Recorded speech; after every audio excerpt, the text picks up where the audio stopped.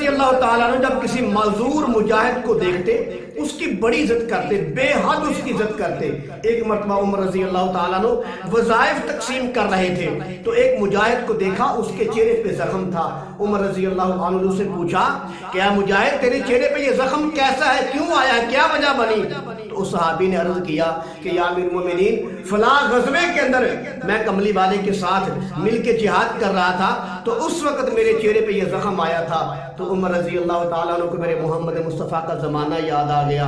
آنکھیں اشکبار ہو گئی کہ میرے کملی والے کے ساتھ چل کر تمہیں یہ زخم آیا ہے۔ تو عمر رضی اللہ تعالیٰ عنہ وظائف تقسیم کر رہے تھے، کہا اس کو 1000 اور دے دو، اس کو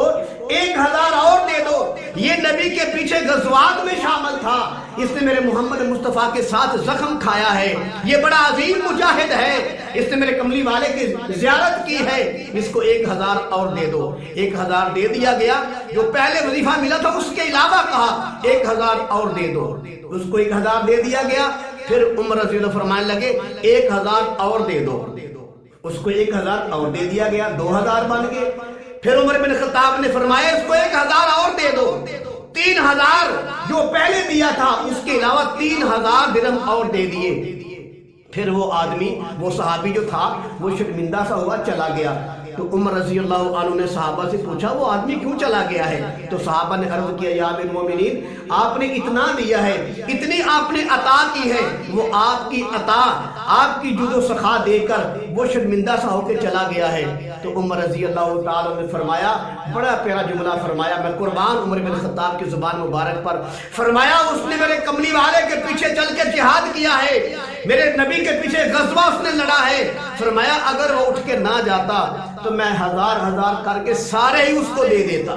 کیوں؟ اس نے میرے محمد مصطفیٰ کا زمانہ پایا، اتنی وہ مجاہدین کی عزت کیا کرتے تھے۔ لیکن آج کل اگر گھر میں جہاد کی بات کی جائے تو سارے جو ہیں، کوئی بہن کی محبت یاد کرواتا ہے، کوئی ماں کی محبت یاد کرواتا ہے، کوئی اہل خانہ کی محبت یاد کرواتا ہے، کوئی باپ کی محبت یاد کرواتا ہے، کوئی بیوی کے حقوق یاد کرواتا ہے، کوئی ماں باپ کے حقوق یاد کرواتا ہے، کوئی مال ڈنگر کے حقوق یاد کرواتا ہے۔ لیکن جب ان کا بیٹا باہر جاتا ہے 5 نہیں 10 سال کے بعد بھی کہتا ہے کہ میں واپس آؤں، تو آگے سے کہتے ہیں نہیں ابھی واپس نہ آؤ، ابھی تو چھوٹے بھائی کی شادی کرنی ہے، ابھی تو چھوٹی بہن کی شادی کرنی ہے، فلاں زمین لی تھی اس کا قرضہ جو ہے ابھی وہ واپس کرنا ہے۔ اس کو 10 سال کے تک بھی گھر واپس نہیں آنے دیتے۔ تو میں ان سے پوچھتا ہوں اگر آپ ناراض نہ ہو، ایک جملہ عرض کرتا ہوں، اللہ آپ کو سلامت رکھے،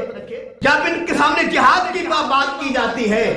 تو ان کو حقوق یاد آ جاتے ہیں، میاں بیوی بچے اخراجات کے، ڈنگر کے، ماں باپ کے سارے حقوق یاد آ جاتے ہیں۔ لیکن جب یہ لوگ باہر جاتے ہیں 10 سال باہر سے نہیں آتے، بتاؤ اگر آپ ناراض نہ ہو تو یہ حقوق کس کو دے کے وہاں جاتے ہیں؟ کیا محلے والوں کو یہ حقوق ادھار دے کے چلے جاتے ہیں؟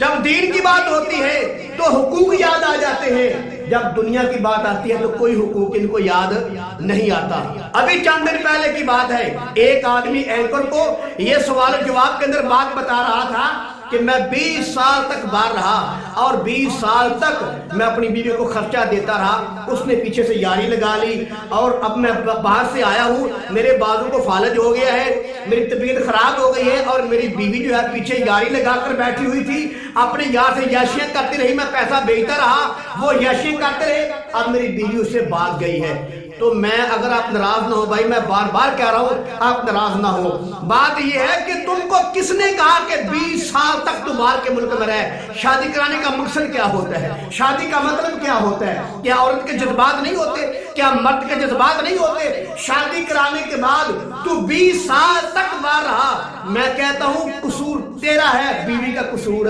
نہیں ہے، تیرا قصور ہے کہ تو 15-20 سال تک باہر رہا، پھر آ کر شکایتیں کرتا ہے کہ بیوی کی یاری لگی، بیوی یاری نہیں لگائے گی تو اور کیا کرے گی، بیوی یاشی نہیں کرے گی تو اور کیا کرے گی۔ تو میں کہتا ہوں یہ وہ لوگ ہیں جو مجاہدین کو تانا دیتے تھے، تم نکل گئے ہو، بیوی کے حقوق کون ادا کرے گا، بچوں کے حقوق کون ادا کرے گا، ماں باپ کے حقوق کون ادا کرے گا۔ یہ وہ لوگ ہیں جو پہلے مجاہدین کو تانے دیا کرتے تھے۔ لیکن یاد رکھو جو اللہ کے لیے گھر سے نکلتا ہے یا جہاد کے لیے گھر سے نکلتا ہے اس کو اللہ صبر دیتا ہے۔ میں بڑا جملہ بولنے لگا ہوں، توجہ فرمائیں، جو اللہ کے لیے گھر سے نکلتا ہے اللہ اس کو صبر دیتا ہے، اس کے گھر والوں کو اللہ صبر دیتا ہے، لیکن جو دنیا کے لیے باہر نکلتا ہے پھر محلے والے اس کے گھر کو صبر دیتے ہیں۔ عقل والوں کے لیے اشارہ ہی کافی ہے۔ جو حقوق تم مجاہدین کو یاد کرواتے ہو جانے کے وقت، تم ان لوگوں کو کیوں نہیں حقوق یاد کرواتے؟ جو 10-20 سال کے بعد جو ہے گھر میں آتا ہے اس کو کیوں نہیں حقوق یاد کرواتے؟ پھر یہی وہ لوگ ہیں، توجہ فرمائیں، یہی وہ لوگ ہیں دنیا کمانے والے جن کے بارے میں اللہ کے پاک پیغمبر کا فرمان مبارک فرمایا دنیا ملعون ہے، اس کے پیچھے لگنے والے کتے ہیں، اس کے پیچھے لگنے والے کتے ہیں۔ معلوم یہ نہیں کہ دنیا دار کتا ہے، معاذ اللہ معاف فرمائے، نہیں، وہ دنیا دار آدمی جو اپنے مال کی زکات نکالتا ہے، صدقہ خیرات کرتا ہے، مسجد بنواتا ہے، مدرسے میں خرچ کرتا ہے، یتیموں کو دیتا ہے، بیووں کو دیتا ہے، غریبوں کو دیتا ہے، اس کے لیے دنیا ملعون نہیں، اور نہ وہ دنیا کا معاذ اللہ کتا ہے، یہ دنیا اس کے لیے ملعون ہے۔ یہ دنیا کا وہ کتا ہے پیچھے لگنے والا جس کے پاس مال ہے، وہ سام بن کے بیٹھا ہوا ہے، نہ اللہ کے لیے نکالتا ہے، نہ مسجد میں خرچ کرتا ہے، نہ مدرسے میں خرچ کرتا ہے، نہ بیوہ پہ خرچ کرتا ہے، نہ یتیموں پہ خرچ کرتا ہے، نہ مسکینوں پہ خرچ کرتا ہے، بلکہ اس دولت کے ساتھ وہ شراب پیتا ہے، جوا کھیلتا ہے، زنا کرتا ہے۔ ایسے آدمی کے لیے میرے پیغمبر کا فرمان مبارک ہے کہ دنیا ملعون ہے، پیچھے لگنے والے کتے ہیں۔ لیکن اگر وہ آدمی دنیا کو اچھے طریقے کے ساتھ لگاتا ہے تو یہ دنیا جو ہے اس کے لیے آخر میں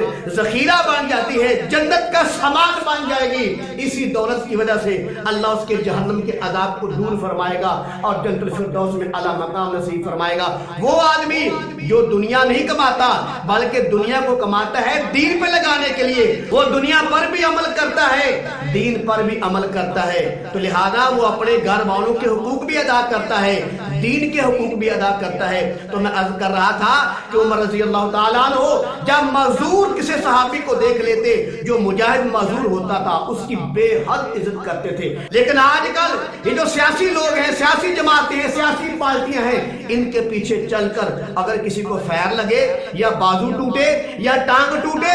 ان کے پیچھے وہ قربانیاں دیں، تو یہ جو بڑے بڑے لیڈر ہیں یہ آپ کے گھر میں پتہ لینے کے لیے آپ کا نہیں آئیں گے،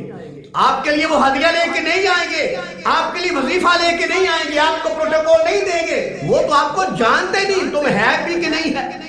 وہ تو آپ کو جانتے ہی نہیں ہے کہ آپ کون ہو۔ تو لہذا میرے دل بھائی وہ عمر بن خطاب سے رضی اللہ تعالیٰ عنہ جب پتہ چل جاتا یہ میرے کملی والے کا صحابی ہے، اس نے میرے محمد مصطفیٰ کے پیچھے چل کے جہاد کے قسم بخدا بے انتہا اس کی عزت کرتے، اس کو جتنا ہوتا اس کو خیرات میں دیتے، اس کی عزت کرتے، تحفے دیتے، ہدیے دیتے۔ تو میرے عزیز بھائی ان لوگوں کا پیچھا چھوڑ دو، اگر تم